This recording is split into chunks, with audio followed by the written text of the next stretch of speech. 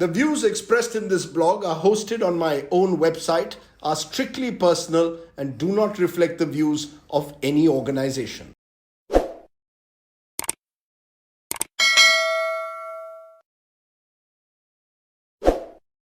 Hello and welcome once again to Straight Bat, my weekly video blog, where, as the title suggests, I comment with a straight bat. Now, there's been a lot of buzz in the last week over the film Kashmir Files, a film that focuses on the plight of Kashmiri Pandits who were virtually forced out of the valley by Islamic terrorism in the early 1990s. I haven't seen the film yet, so I will not comment on its quality or indeed its authenticity.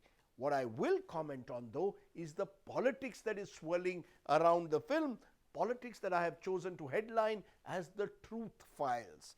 That's right. You see, our netas have an uncanny knack in this country of claiming that they alone have a monopoly over what constitutes the truth.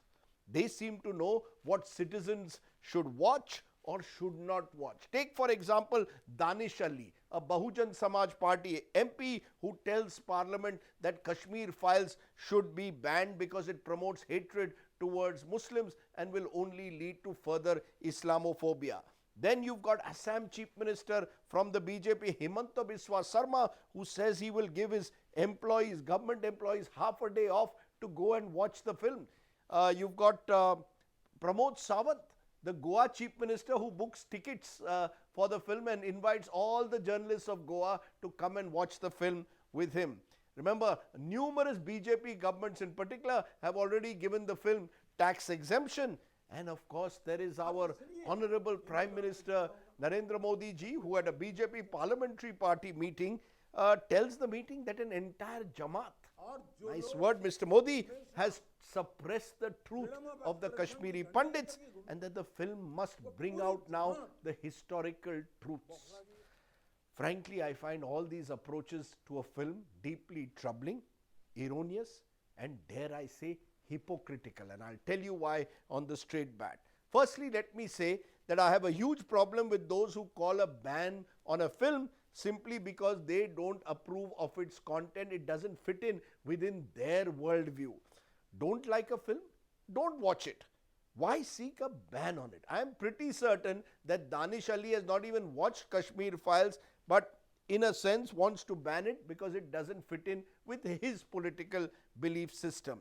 A filmmaker has every right to make a film according to his or her understanding of events. Just because one may find the narrative problematic, there is no reason to ban the film. Number two, secondly, I have a problem again when a film is so openly, brazenly being patronized by the ruling party politicians in particular, who, as I said, want to give it tax exemptions only because the film's narrative is seen to fit in with the BJP's political narrative when it comes to Jammu and Kashmir. For the Goa Chief Minister, for example, to give free tickets, or indeed for Himanta Biswa Sarma to give a day off, to my mind is a clear sign that the ruling establishment will use state power to promote and endorse a film. That, my friends, is problematic because that is where the lines between any form of creativity and political propaganda is being totally blurred. When the state itself today is revealing itself as a giant propaganda machine, that a film made by a private filmmaker who has deep BJP connections, that political connect is being misused clearly now to get special benefits. Entertainment tax waivers should be used for films that truly educate, not films that are politically contentious and potentially divisive. Keep that in mind. And number three, and crucially, when the Prime Minister of the country chooses to wax eloquently on freedom of expression and truth-telling, I cannot but conceal my smile. I can only point out the stark reality of just how the Gujarat political establishment, when Mr. Modi was the Chief Minister of Gujarat, pressurized theatre owners not to show Amir Khan's Fana and the Rahul Dholakia directed National Award winning film Parzania in Gujarat's theatres. The charge against Amir was what? That he had made anti-Narmada Bachao anti-Narmada Dam remarks at the time.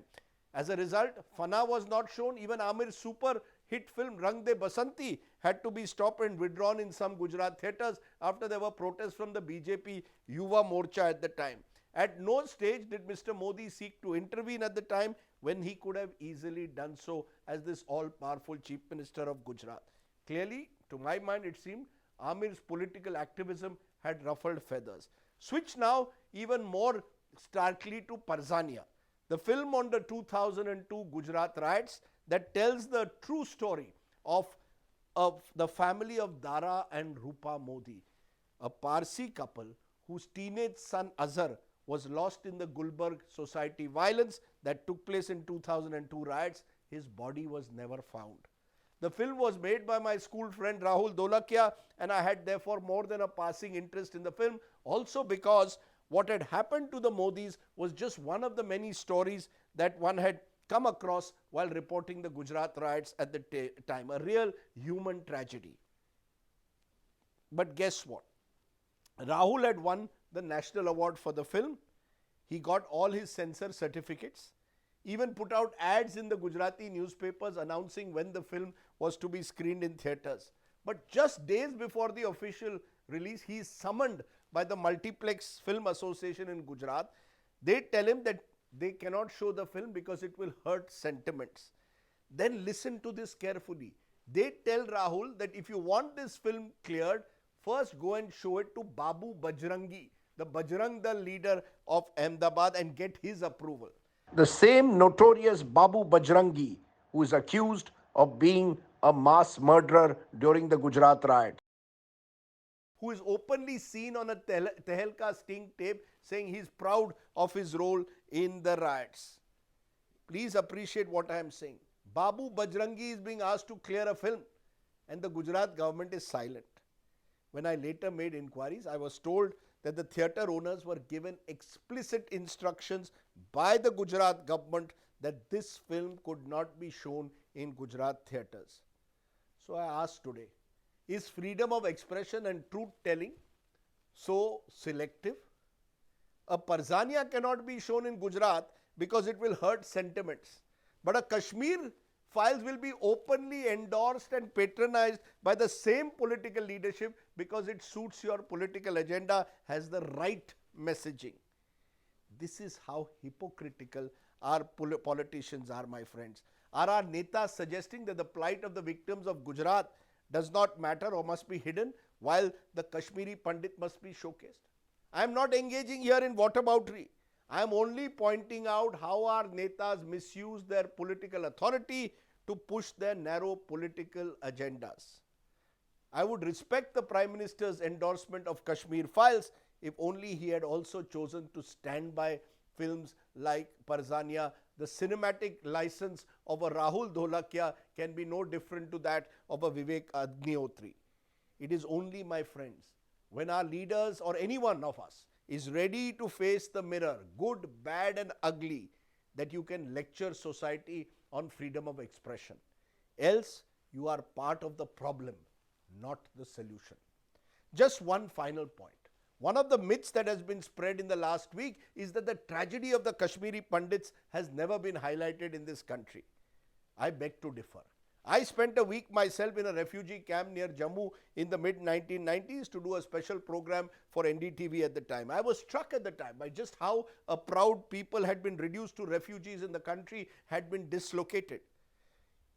Since then, I have read books on the subject.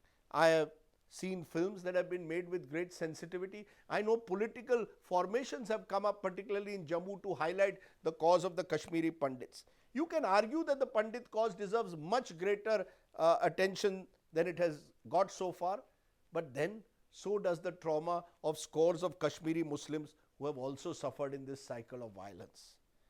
What this country needs, my friends, is a Jammu and Kashmir Truth and Reconciliation Commission that will provide justice to all victims in the valley. In the last 32 years, the Congress has been in power at the center for 15 years. The BJP has been in power for 14 years. Non-Congress, non-BJP parties for 3. In Jammu and Kashmir too, all the main national and regional parties have shared power. So I ask the question, will anyone step up now and tell us their track record in providing genuine or showing genuine empathy and providing genuine justice to the victims of what happened in Kashmir, whether they are Pandits or whether they are Kashmiri Muslims? It is very easy to promote films, my friends, much more difficult to ensure justice on the ground. That's it on the Straight Bat this week. Do subscribe to my YouTube channel for many more such videos. For now, stay well, stay safe. Jai Hind, Namaskar, Happy Holi.